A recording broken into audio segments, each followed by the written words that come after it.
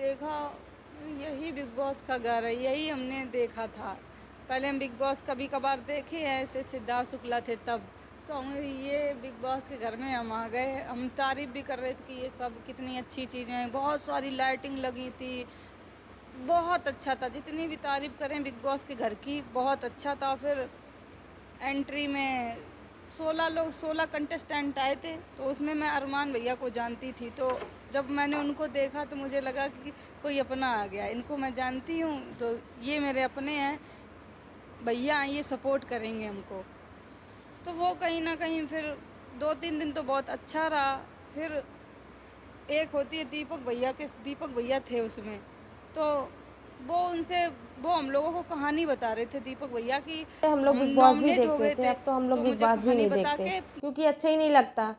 वहाँ इंटरटेनमेंट था तो शिवानी की वजह से था, गेम अच्छा चल रहा था तो शिवानी और विशाल, लवकेश और सना मकबूल की वजह से चल रहा था। हैं कि अभी तो कोई मज़ा ही नहीं है उन्होंने ये गेम कहानी में, बताई थी कि एक अजीब ही हो लड़की थी रहा है 6 गेम। साल की, जब आइए बहुत देखते हैं शिवानी ने सुनामी क्या आई क्या थी बताया। एक बार। तो वो एक लड़की थी छोटी सी, वो पेड़ में पता नहीं कैसे लटक गई, 6 साल की लड़की, और इतनी आंधी तूफान आ रही थी, वो लटकी रही, उसने हार नहीं मानी। आज वो बहुत बड़ी इंसान है वो। तो उसकी कहानी सुना के बोल रहे थे, तो अरमान भैया बीच में बोलते हैं कि यहाँ सब लोग नए आए हैं, सीख रहे हैं, ये है वो है, मतलब वहाँ उन्हें एक ये कह दिया कि नहीं, ये तुम्हारी कहानी गलत है, ऐसे ऐसे लड़ाई होने लगी वहाँ।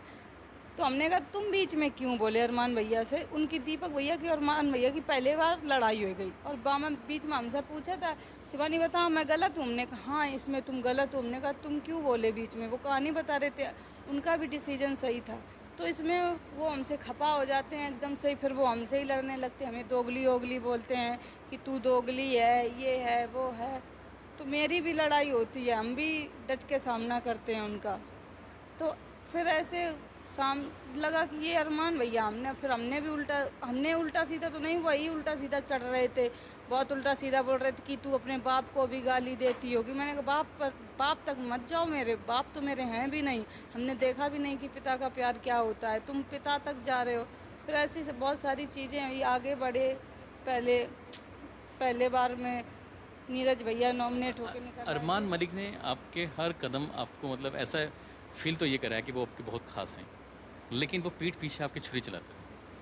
अब ये वहाँ नहीं पता चल रहा था कि कौन छुरी चला रहा, लेकिन हम उनसे, जब मेरी लड़ाई हुई थी तो मैं कहीं ना कहीं उनको, उनसे अच्छा नहीं लगता था कि इनसे बात करें, इनसे ये करें, लेकिन वो सामने से आके सबसे बनाने की कोशिश करते थे, उससे लड़ भी लेंगे और फिर उससे बनाने की कोशिश भी करते थे। ये मुझे अच्छा नहीं लगता था। ये उनके मुंह पे बोल देते थे कि तुम जब गलत नहीं हो तो तुम क्यों जा जा के पूछते हो कि हम गलत नहीं, हम गलत हैं, हम गलत हैं, हम क्या क्या कर रहे हैं। तो इससे मेरी लड़ाई बढ़ जाती थी।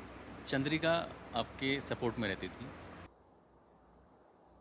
शिवानी ने बताया अरमान मलिक से उनकी लड़ाई बिग बॉस में क्यों होती थी, क्योंकि वो सबसे बना के भी रखते थे और सबसे लड़ते भी थे। सबसे बना के इसलिए रखते थे कि उन्हें कोई नॉमिनेट न कर दे और उन्हें बाहर जाना पड़े, और वो सबका ब्रेन वॉश करते थे।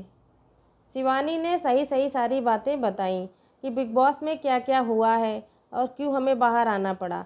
लास्ट टाइम 2 दिन वो उन लोगों के साथ ज़्यादा बैठने लगी थी और वो ब्रेन वॉश ऐसे किए कि शिवानी जी को बाहर आना ही पड़ा। शिवानी जी बिल्कुल राइट थी और राइट ही हैं। उन्हें निकाला गया है तो गलत तरीके से निकाला गया है, उनका ब्रेन वॉश करके, उन्हें बहला के। उनको पता नहीं चल पाया, बाहर आने के बाद उन्हें पता चल रहा है कि हमारा ब्रेन वॉश हुआ था और हमें गलत बताया गया। आइए देखते हैं। वीडियो अच्छा लगा हो तो लाइक शेयर सब्सक्राइब करना।